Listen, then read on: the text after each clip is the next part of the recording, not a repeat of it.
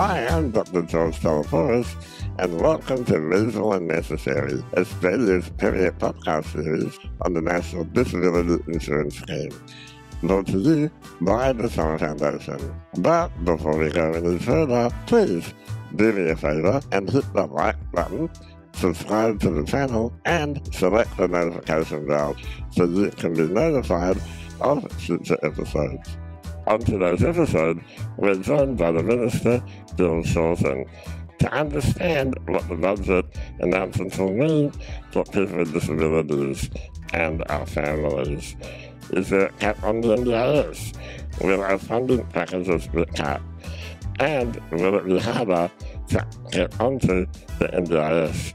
I will be asking these questions and more. Check it out. Hi Bill, welcome to the show. Great to be back, Dr. George. How are you? I'm very well. I'm excited to talk to you about the budget. Great. Bill, the current growth in the NDIS is around 14% every year, but the budget says that you will cut the growth to under 8% by July 2026. How will that impact on the lives of people with disabilities and our families? What the Prime Minister, or what the Treasurer said last night, is the starting point for our conversation about what was quite an exciting budget set of announcements. The NDIS is here to stay under Labor. We want to make sure that every dollar is getting through to the person or the people for whom the scheme was designed. It's changing lives. What we all agree on, though, and I've spent 4 years now in this iteration, as well as when we started the NDIS back in the day, what we all agree is that whilst the scheme is having a beneficial impact and changing lots of lives, it could also be run better. And what we believe is that with the sensible reforms which we co-design with people with disability, by talking to the agency, the board, Kurt Fernley, and talking to the review which we've set up, that we think that through a better functioning scheme, that will actually moderate some of the growth of the scheme. So it's not about individual people or individual plans. It is about making sure the scheme works in the best interests of people with disability. We all know some of the stupidities that we deal with which really frustrate people, like the annual plan where you've got to go and reprove you still have a disability, or unethical behaviour by some service providers, price gouging, or providing services which the person wasn't part of what the person on the plan wanted. And we've got to stamp out some of the crooks. We've got to get other systems to step up and help Australians with disability, because the NDIS was never meant for all people with a disability.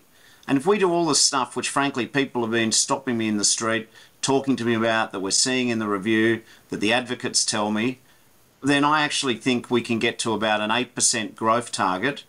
But I want to stress here, George, this is a really important point, and you pointed this out to me last week. It's a target, not a cap. I'll repeat that. It's a target, not a cap. If for whatever reason the growth is higher than that, well, it's still a demand-driven system. But you and I both know that there are things and aspects of the current NDIS where either people are treated unempathetically by an inhumane bureaucracy, or they're not treated appropriately by some service providers and instead are treated as cash cows. But what's the difference between a target and a cap? A target is a forecast of what we think the scheme will be costing in terms of growth in the medium term.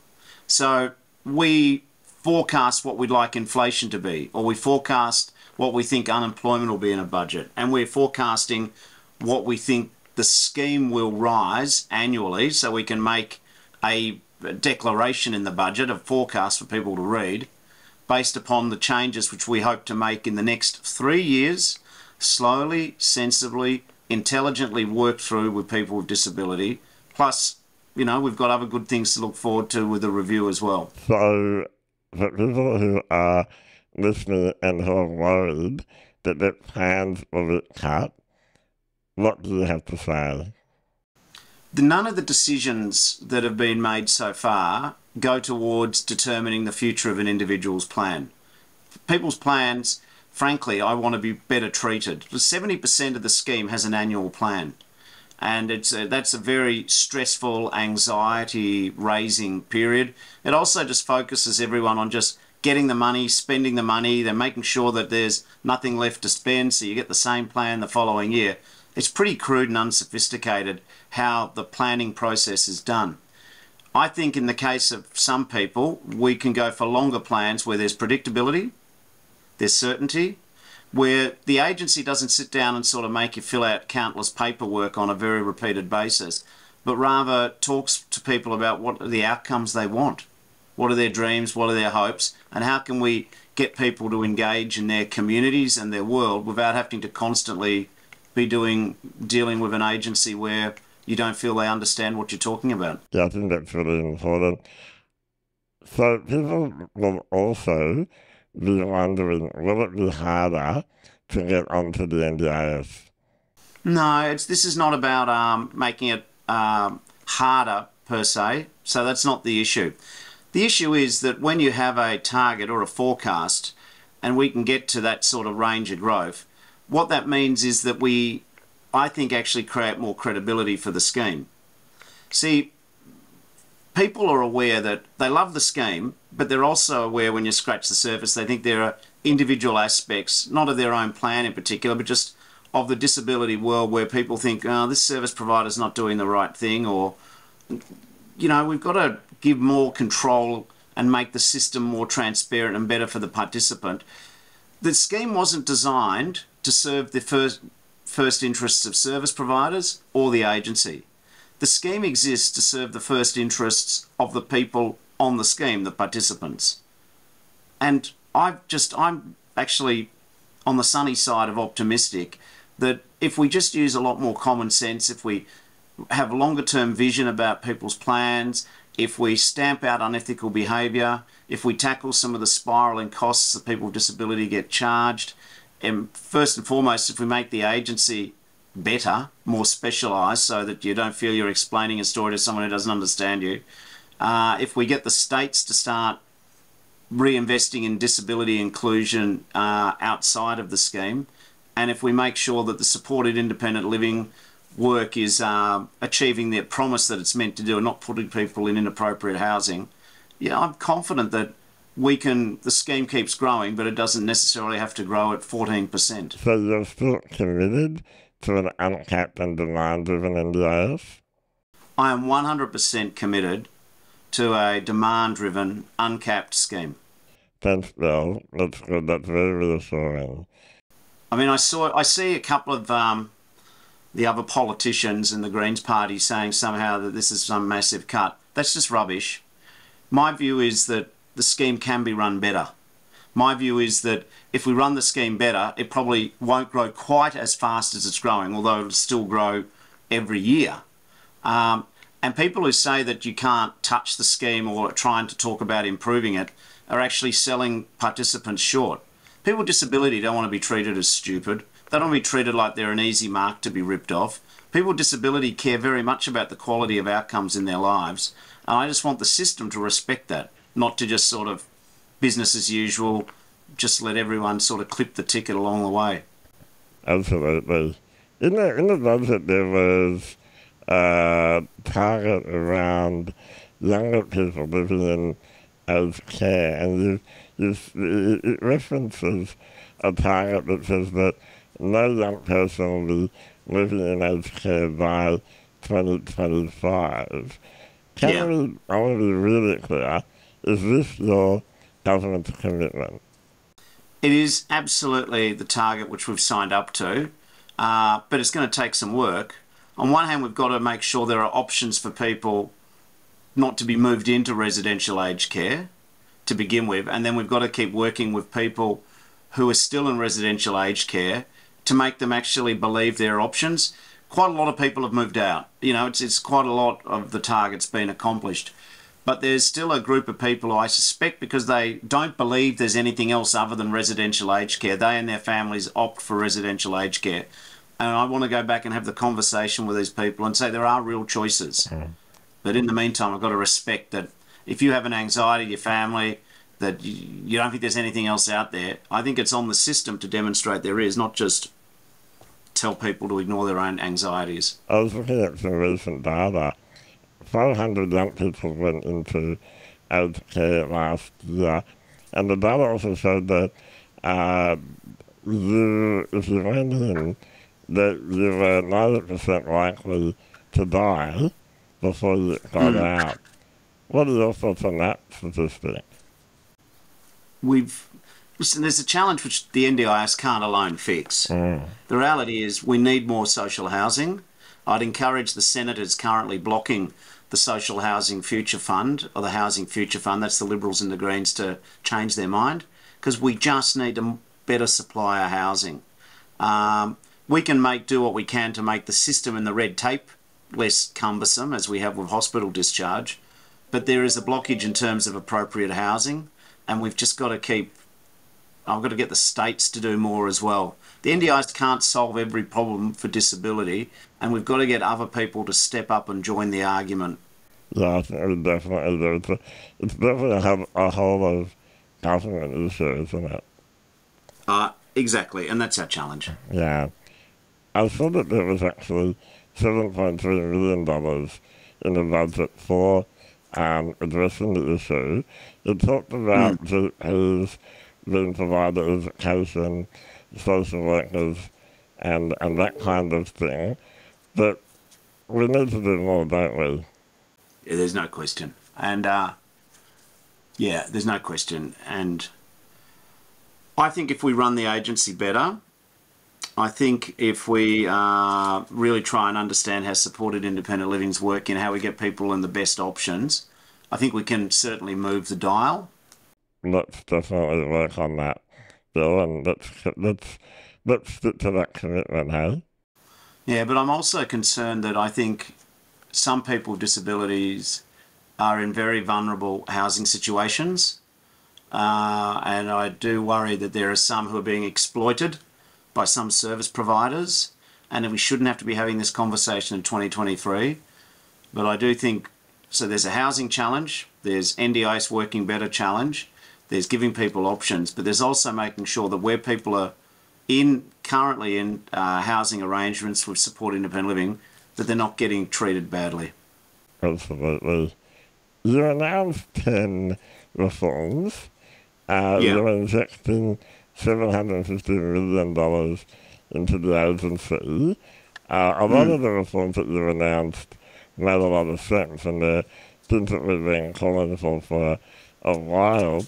There were two, however, that I wasn't entirely clear about, and that a lot of people have been asking me about. The first one, and I'd like you to explain it for us, is the trialing of blended payments. Yeah. Well, there's two areas where we think that we want to pay on outcomes, not just on inputs. Supported school leaver employment services. I think that we could look at, for the person who's the school leaver, we can look at the people providing these services and give them a payment for an outcome rather than just inputs to contributing towards it. What really matters in a school leaver employment service is a job. And I want to make sure that the money which we're allocating for this for the participant, they're actually getting an outcome. So I think that's an area where we could do. The other area is actually young people in residential aged care.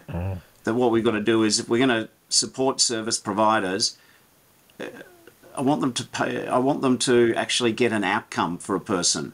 Yeah. So it's paying on outcomes, and I think that'll just focus the service provider in those two areas, school leaver and young people in residential aged care, that participants need an outcome, not just having a process where their hand is held. They actually need an outcome. Yeah, and that's what the NDIS is about. It's about outcomes. It's about outcomes. So that's all it means. It's nothing more or nothing less than that. I think anyone, when they understand the detail, maybe we should be paying for outcomes for school leavers getting employment. People go, well, that makes sense, I think. Paying for outcomes to get people out of inappropriate residential aged care, that makes sense too. Yeah. So I hope that clears that up. Yeah, the other one was around. And it's a trial. I should also stress it's a trial. Everything will be done with co-design, with the advisory council, with the peaks, talking to people. Look, it has to be done with people. Absolutely.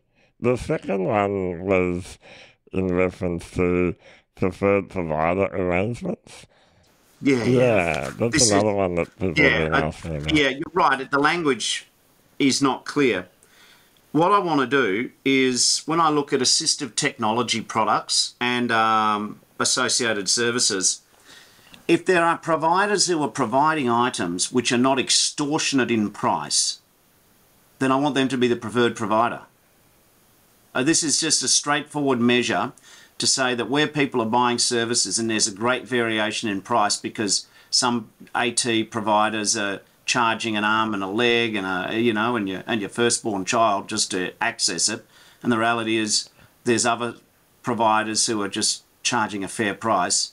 We want to reward the fair price people, and the pirates can go and sail their ship somewhere else and stop hassling us. I like the idea of having the ability to choose a preferred provider, but will people be forced to use that provider? Well, this is for assistive technology, and these are sort of items, not even therapy or treatment or hours of labour. I think we want to just see what we can do to put downward pressure on price inflation for products that people with disability have to buy, like a toothpaste holder or sanitary products or chairs, shower chairs. So I just think there's too much price variation, and people with disability in some cases are being exploited. And where we've got people doing the right thing, that's where we want to have a preferred provider. Interesting. Look forward to hearing more about that. Of the other 8 reforms bill, which ones are you most excited about? Or which are your biggest priorities? I'm excited about the measures which create predictability in the relationship between the participant and the scheme. Predictability, consistency, no surprises. So measures which go to that are the ones which make me feel best. Because the aim of the scheme wasn't just to be a payment system. The aim was that people who've got permanent and severe impairments can get a package of money to be able to let them fulfill the opportunities of living in this country and what this lucky country has to offer. And so what I want to do is get our system focused on what are the outcomes people want, not them having to just deal with a sort of mindless red tape, annual 6-monthly bureaucracy. So I think that if we invest in the capability of the agency, if we listen to people with disability and start taking some of the needless BS that the system puts in front of them and treat people humanely rather than as a sort of a unit or a cost, as a nuisance. I just think predictability, if we can, what people want, in my opinion, is predictability and certainty, clarity. When there's a decision, they understand why a decision's been made. They mightn't always agree with every decision, but they can see why it's made. It's not anonymous, it's not secret. So transparency, predictability, no surprises. I'd really love the idea that when you ring the agency, you might get the same person twice in a row. That would be fantastic. That's all that culture of no surprises. So you can just get on and live your life. The dealing with the agency doesn't become a second full-time job. The number one issue that I hear is communication and consistency in communication and knowing that you will get an answer to a question and that question will be the right answer. And the answers don't jump around. That's right. I really just want to go back to something which you said early. I'm completely signed up to demand-driven. Having a target of forecast growth, when you can see how we get to it for the reforms we put in the next 3 years, that provides certainty as well. One of the things undermining confidence in the scheme is when the projected growth for the scheme jumps around. So I just say to people who say, oh, it should be 14% or 16%, we can't know the future.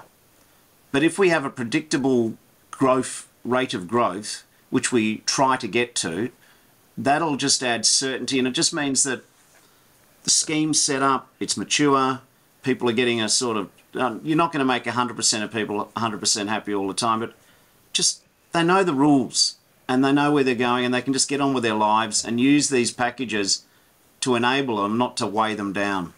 And that it's an investment in our lives. It's an investment. Absolutely. The Treasurer said today at the National Press Club, the motivation for the reforms that we're making is about making the scheme the best it can be for current participants and future generations. As a that's what he said. Now, I think as a byproduct, if the schemes run better and we chase out the scallywags and we have consistency, certainty, longer term, we understand how we set up proper housing arrangements and we get some of the other mainstream departments to start thinking about disability inclusion, I do think that the rate of growth for the scheme will ease, but it's there and we want to make this scheme here to stay and I want to make it foolproof. How will you be working with the disability community to implement your reforms bill? Well, the review's crucial. It's well funded. There's people with disability. They're doing a lot of consultation. I think the agency under the new leadership of Kurt as chair and Rebecca Forkium and her senior exec team, I just think they're just frankly more professional and a bit more empathetic. I do as many meetings as I can, as much listening as possible. Most of the peaks have met with me several times, as you know. I'm lucky in that I did this job for 3 years in opposition, and of course I was around when we're getting the scheme going, so people know that we'll listen to them. I don't expect everyone to agree with everything, but for me, whatever we're talking about is just the reflection of the lived experience of people in the scheme and people with disability generally. Well, I've personally found this a very reassuring conversation, and I hope that our listeners have too. Yeah. Thank you for your time. Any final words, Bill? I haven't changed. I'm as committed to the scheme now as I was 15 years ago and 10 years ago and 5 years ago, and I haven't changed.